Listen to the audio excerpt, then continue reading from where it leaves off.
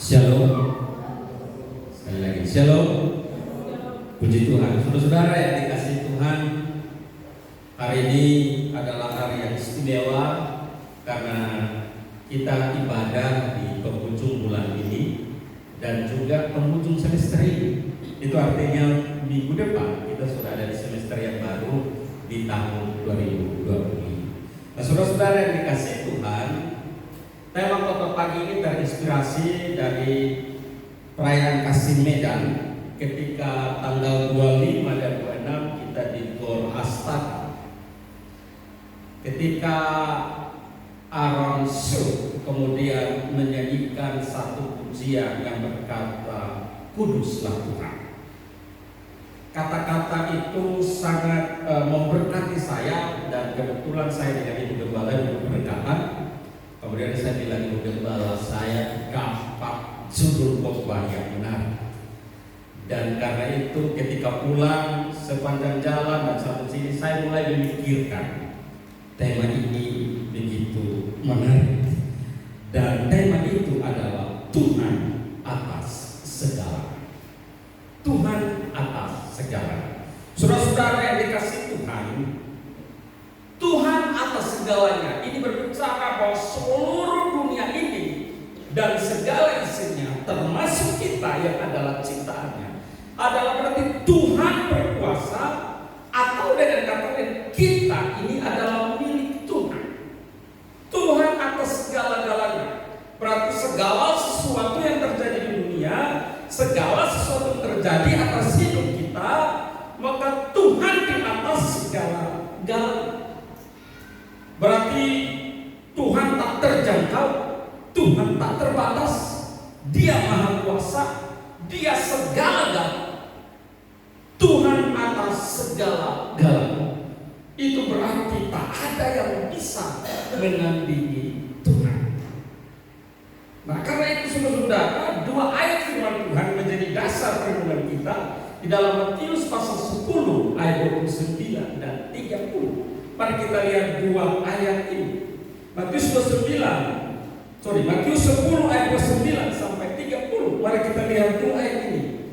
Kenapa kemudian Tuhan atas segala-galanya, atau Tuhan atas segala. Matius 10 ayat 29 sampai 30. Mari kita baca bersama-sama. 1, 2, ya. Bukankah burung pipit dijual 2 ekor sendiri, namun seekor pun daripadanya tidak akan jatuh ke bumi di luar kehendak Bapa. Dan kamu rambut kepalamu pun terhitung semua. Saya ulangi.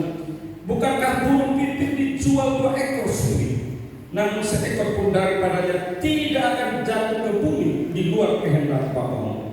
Dan kamu rambut kepalamu pun terhitung semua. Saudara-saudara, dari dua ayat ini kita bisa melihat bahwa Tuhan atas segala-galanya. Burung pipit adalah salah satu burung yang sangat familiar di wilayah Palestina. Dan karena itu ketika Yesus kemudian mencontohkan burung pipit sebagai contoh kepada manusia, bahwa meskipun burung ini yang tidak ada nilainya, tidak ada artinya, kalaupun dijual 2 ekor harganya cuma $1. Artinya burung ini tidak memiliki harga, tidak ada nilai. Percuma kita mencari, percuma kita menangkap burung yang demikian, kemudian kita menjualnya karena tidak ada nilainya, tidak ada manfaatnya, tidak ada untungnya. Namun burung yang demikian pun Tuhan berkuasa, Tuhan berdaulat, Tuhan memperhatikan burung yang demikian. Saudara-saudara yang dikasihi Tuhan, Yesus sedang mencontohkan hal yang sederhana kepada pengikutnya, bahwa hidupmu begitu berharga. Kalau Bapak Ibu lihat di ayat 31, hidupmu begitu berharga, hidupmu begitu mulia, hidupmu spesial di mata Tuhan. Karena itu Dia katakan, jangan sampai hidupmu kau umpamakan seperti burung titipan yang tidak ada nilai. Saudara-saudara yang dikasihi Tuhan, Yesus memulai Pembahasannya di pasal 10 ini, Yesus memanggil kedua murid-nya dan kemudian memberi mereka kuasa untuk kemudian mengusir roh-roh jahat. Bukan hanya Yesus yang kemudian akan melayani dan mengusir roh-roh jahat, tapi yang memanggil kedua murid-nya, memberi kuasa kepada mereka untuk kemudian mengusir roh-roh jahat. Pergilah dan beritakanlah Injil kerajaan Allah kepada semua orang, supaya semua orang percaya kepada Kristus. Ia juga memberi mereka semangat. Ia juga memberikan mereka keyakinan bahwa hidup jauh lebih bernilai dari burung pipit yang kecil yang engkau angkat. Tidak ada. Hidupmu sangat berarti, hidupmu sangat berguna. Di sisi yang lain, tidak hanya yang memberi kuasa kepada mereka untuk mengusir roh jahat, tetapi yang mengingatkan mereka tentang penganiayaan, bahwa mereka akan dianiaya, mereka akan difitnah, mereka akan diolok, tetapi hendaklah mereka tetap bertahan di dalam penderitaan yang akan mereka alami, kesulitan-kesulitan yang mereka alami. Tidak hanya itu, tidak hanya memberi kuasa, tidak hanya mengingatkan mereka untuk bertahan di dalam penganiayaan, tetapi ia mengingatkan mereka untuk berterus terang mengakui Yesus di hadapan banyak orang. Kalau engkau mengakui Dia, maka Anak Manusia juga akan mengakui engkau di hadapan orang, di hadapan banyak orang. Jika engkau tidak mengakui Dia, maka engkau juga tidak akan diakui. Saudara-saudara yang dikasihi Tuhan,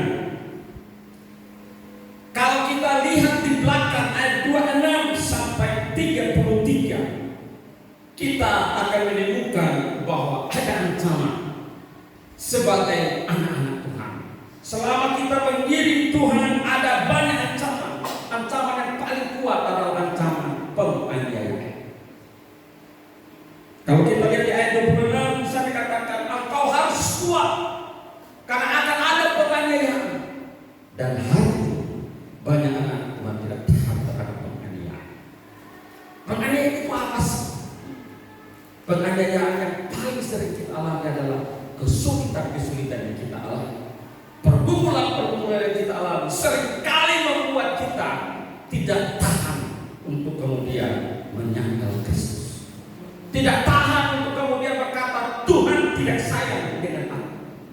Inilah penganiayaan yang secara tidak langsung yang seringkali kita alami. Belum ada orang angkat pisau, belum ada orang angkat batu dan melempar kita, tapi itu pun kita sudah langsung menyerah dengan berbagai macam pergumulan. Kita sedang dianiaya oleh berbagai masalah. Itu ayat 26. Mereka harus tahan terhadap ancaman penganiayaan. Dari pergumulan hidup juga ancaman manusia. Ayat 27 di sana juga dikatakan bahwa mereka harus mengungkapkan apa yang ada di terang. Yang gelap, terang. Artinya tidak boleh suam-suam. Kalau mau jadi anak Tuhan, sungguh-sungguh jadi anak Tuhan. Jangan hari ini kau anak Tuhan, besok anak gelap. Hari ini anak terang, besok anak gelap. Tidak. Terang-terang, ungkapkan, nyatakan. Itu berarti hiduplah di dalam kejujuran. Apa yang terjadi harus diungkapkan, harus disampaikan. Ayat 28, mereka tidak boleh takut terhadap orang-orang yang akan membinasakan jiwa, tetapi mereka harus kuat. Kita seringkali lebih takut kepada bahaya-bahaya yang hanya mengancam nyawa sebenarnya, tapi kita tidak takut dengan jiwa hidup yang masuk neraka. Itu sebabnya hari-hari ini kalau Bapak Ibu melihat semua situasi dunia, apakah orang semakin cinta Tuhan? Apakah orang semakin sayang Tuhan? Apakah orang semakin dekat dengan Tuhan? Bapak Ibu bisa membuat survei atau penilaian tersebut. Karena orang dekat dengan Tuhan, itu akan nampak di dalam perilaku hidup hari ke atas. Saudara-saudara yang dikasihi Tuhan, ayat 29 dan 30 ini mengingatkan kita akan dua hal penting pagi ini.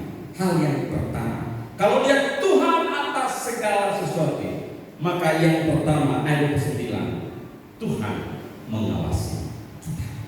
Perhatikan ayat 29, bukankah burung pipit dijual 2 ekor sendiri, namun seekor pun daripadanya tidak akan jatuh ke bumi di luar kehendak Bapa.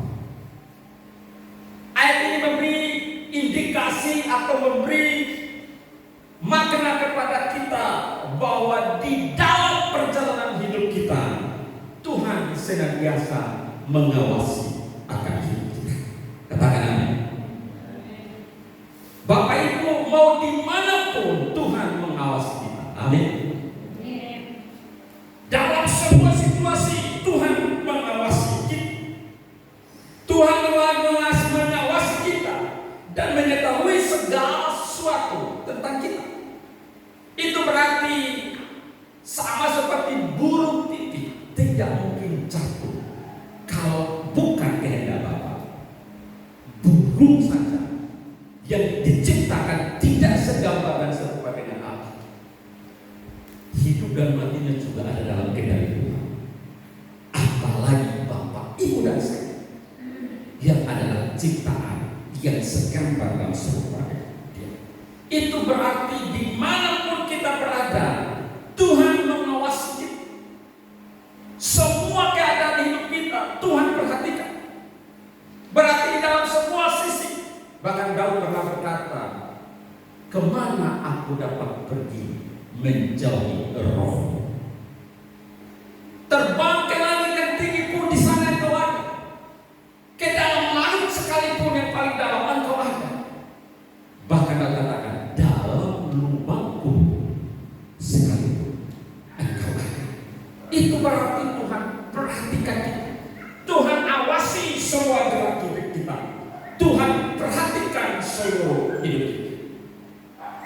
Di dalam ayat pasal 34 ayat 27, ayat 34 ayat 21, ayat berkata, karena matanya mengawasi jalan manusia dan ia melihat segala langkah. Bahwa semua langkah hidup kita diawasi oleh Tuhan. Amsal 15 ayat 3, mata Tuhan ada di segala tempat, mengawasi orang jahat dan orang baik. Amsal 15 ayat 3. Berarti kita di mana saja diawasi oleh Tuhan. 2 Korintus 16 ayat 9. 2 Tawarik 16 ayat 9. Karena mata Tuhan menjelajah seluruh bumi untuk melimpahkan kekuatannya kepada mereka yang mengasihi. Itu berarti dalam semua keadaan kita ada dalam pantauan Tuhan. Karena itu seharusnya kita adalah orang-orang yang paling berbahagia. Kenapa? Karena dalam semua keadaan Tuhan perhatikan dan Tuhan tahu situasi. Apa yang kau alami Tuhan tahu. Jadi seharusnya ini menjadi sukacita tersendiri. Berarti aku tidak pernah sendiri. Dimanapun aku ada Tuhan, karena Ia mengawasi aku. Dalam kegelapan, ketakutan sekalipun ada Tuhan, karena Ia senantiasa memperhatikan aku. Langkah dalam hidupku saja diperhatikan, diawasinya. Aku adalah orang yang paling aman di dunia. Ini menjadi penghiburan bagi setiap kita, Bapak Ibu. Karena itu Tuhan mengawasi dan mengetahui segala sesuatu tentang kita. Maka kita juga, kalau Tuhan mengawasi dan mengetahui segala sesuatu tentang kita, maka kita juga harus dengan percaya kepada Tuhan untuk sungguh menemukan kekuatan dan pengharapan di dalamnya. Kalau Dia sudah mengawasi kita 24 jam, Mazmur 21 katakan, penjaga Israel tidak pernah terlelap. Tuhan tidak pernah terlelap memandang kita, mengawasi. Maka itu menjadi penghiburan tersendiri bagi setiap kita. Jika demikian, kita harus berbahagia. Kalau Tuhan senantiasa mengawasi kita, maka tidak ada kata yang lain selain hal yang pertama. Kalau Tuhan perhatikan kita, maka kita harus percaya. Percayaannya adalah Bapak percayakan bahwa Tuhan senantiasa mengawasi kita. Percaya tidak bahwa dalam segala situasi Tuhan tahu keadaan kita. Kita harus percaya bahwa di dalam Dia ada kekuatan, ada pengharapan. Kalau Dia sudah mengawasi kita, berarti pribadi yang layak dipercaya. Dia adalah pribadi layak kita gantungkan semua harapan dan impian. Dia adalah pribadi yang layak diyakini sepenuhnya. Mazmur 22 ayat 1 katakan, Mazmur 27 ayat 1 katakan, Tuhan adalah terangku dan keselamatanku. Kepada siapa aku harus takut? Tuhan adalah benteng hidupku. Terhadap siapa aku harus gentar? Kalau Tuhan memantau kita, berarti kegelapan sekalipun tidak harus membuat kita takut. Setan sekalipun kita tidak boleh takut kepada. Karena Tuhan adalah terang, kota benteng. Pertanyaannya, masih banyak orang yang takut setan. Ada di antara Bapak Ibu takut setan? Kenapa takut setan? Itu pertanyaannya. Kenapa takut terhadap setan? Seram, menakutkan.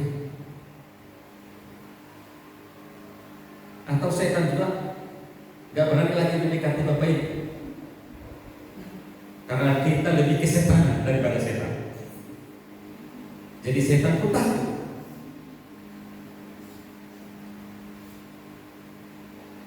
Perhatikan Bapak Ibu, Tuhan begitu mengawasi kita.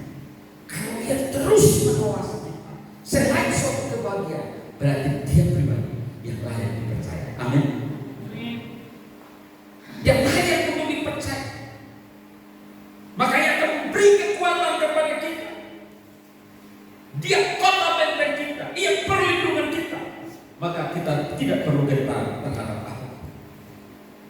Mazmur 8 ayat 7, Tuhan adalah kekuatan dan perisai. Kepadanya hatiku percaya, aku tertolong, sebab itu berilah dia hatiku. Dengan nyanyian aku bersyukur kepada. Mazmur 46 ayat 1, Allah itu bagi kita tempat perlindungan dan kekuatan, sebagai penolong dalam kesesakan. Selalu terpuji, sangat terpuji. Yesaya 40 ayat 29, Dia memberi kekuatan kepada yang lelah dan menambah semangat kepada yang tiada berdaya. Ini menjadi bagian yang sangat penting. Yesaya 40 ayat 31. Ini ayat yang saya pribadi sangat diberkati. Yesaya 40 ayat 31. Tetapi orang-orang yang menanti-nantikan Tuhan mendapat kekuatan baru. Mereka semua raja wali yang naik terbang dengan kekuatan sayapnya. Mereka berlari dan tidak menjadi lesu. Mereka berjalan dan tidak menjadi lelah. Kenapa? Karena diawasi oleh Tuhan.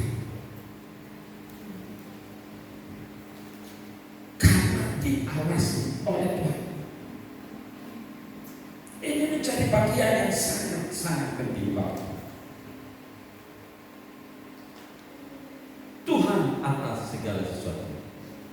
Ayat 9 berkata, Tuhan mengawasi semua hidup kita. Amin.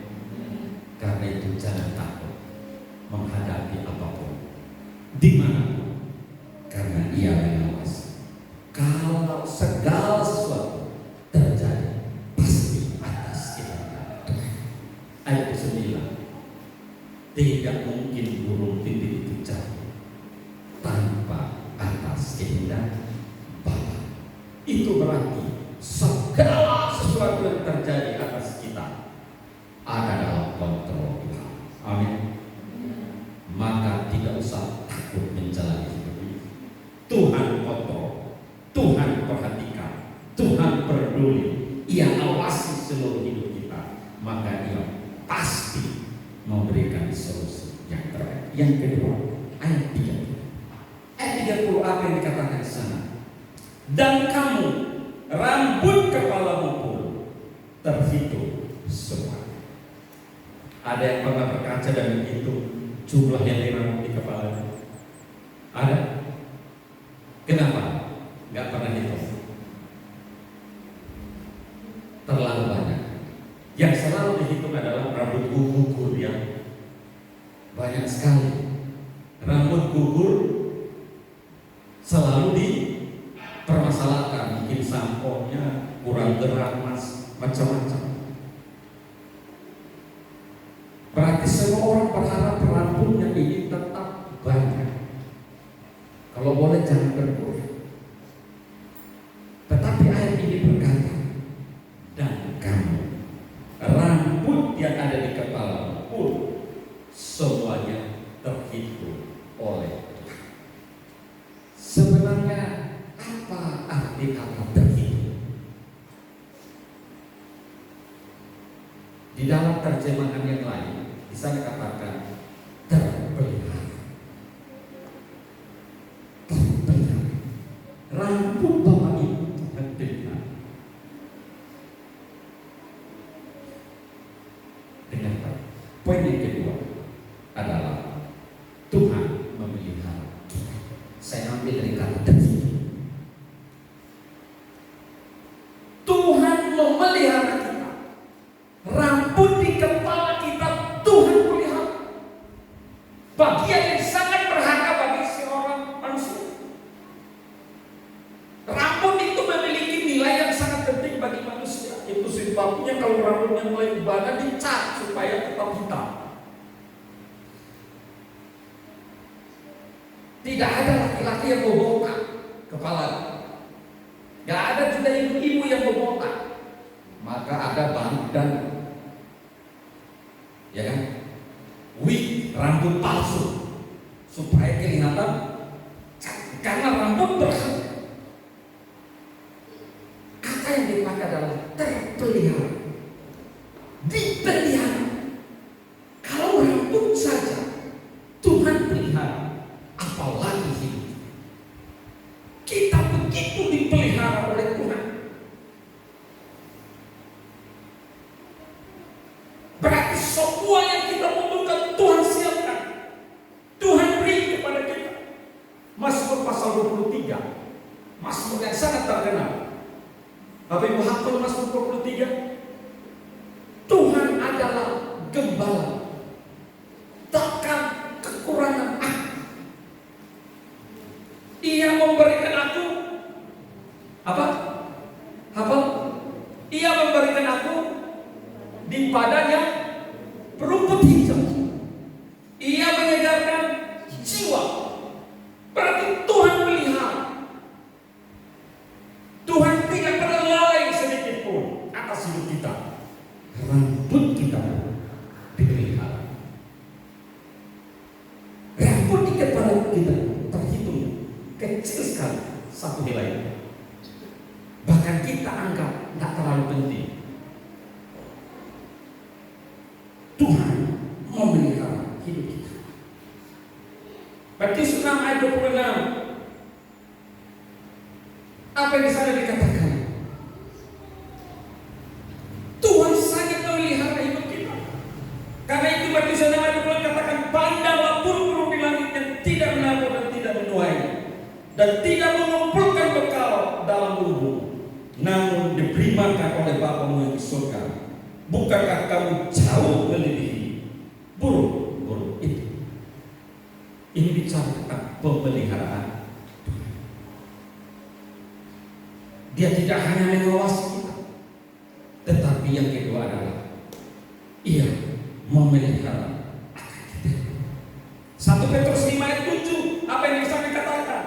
Serahkanlah segala kekhawatiranmu kepadanya, sebab Ia yang memelihara kamu.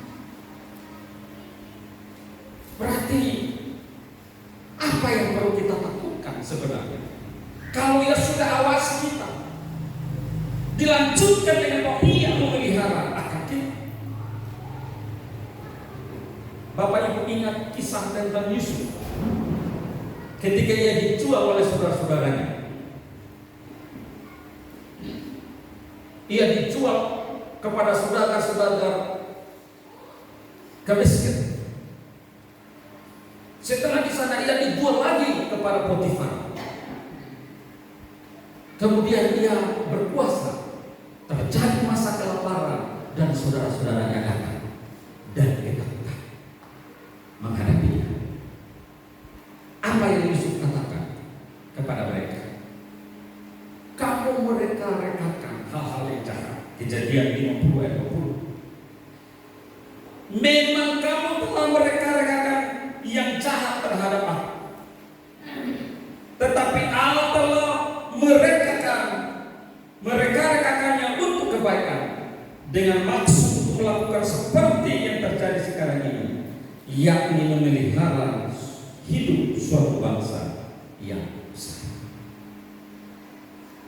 Dengan kata lain, apa yang kau alami hari ini mungkin engkau tidak ingat, tapi Tuhan sedang mempersiapkan engkau suatu saat engkau menjadi berkat bagi banyak orang.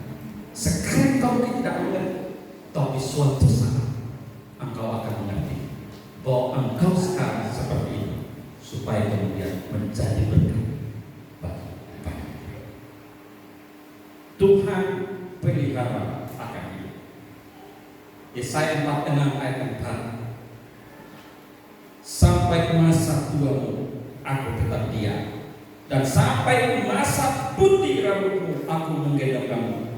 Aku telah melakukan dan menanggungnya, menanggung kamu terus. Aku mau memikul kamu dan menyelamatkan kamu. Saudara-saudara, percayalah akan pemeliharaan. Ini poin yang penting. Poin yang sangat penting. Percayalah akan pemeliharaan Tuhan. Jika Bapak Ibu tidak percaya akan pemeliharaan Tuhan, maka hidup ini selesai. Maka dua hal yang sangat penting untuk Bapak Ibu dan saya. Tuhan awasi seluruh hidup kita. Amin. Yang kedua, Tuhan pelihara hidup kita. Amin. Apapun situasi yang kita alami, percayalah kita sedang ada dalam naungan Tuhan yang kudus. Mari kita baca ayat kedua, Yesaya 41 ayat 10. Yesaya 41 ayat 10. Mari kita baca bersama-sama. Yesaya 41 ayat 10. 1, 2, ya. Janganlah takut, sebab aku menyertai engkau. Janganlah bimbang, sebab aku ini Allah. Aku akan menyembuhkan, bahkan akan menolong engkau. Aku akan memegang engkau dengan tangan kananku yang membawa kemenangan. Saya ulangi. Jangan takut, sebab aku menyertai engkau. Janganlah bimbang, sebab aku ini Allah. Aku akan menyembuhkan, bahkan akan menolong engkau. Aku akan memegang engkau dengan tangan kanan yang membawa kemenangan. Ingat, Ia memegang engkau dengan tangan kanannya sendiri. Maka dua hal ini, Ia mengawasi kita, tahu semua tentang kita, tetapi Ia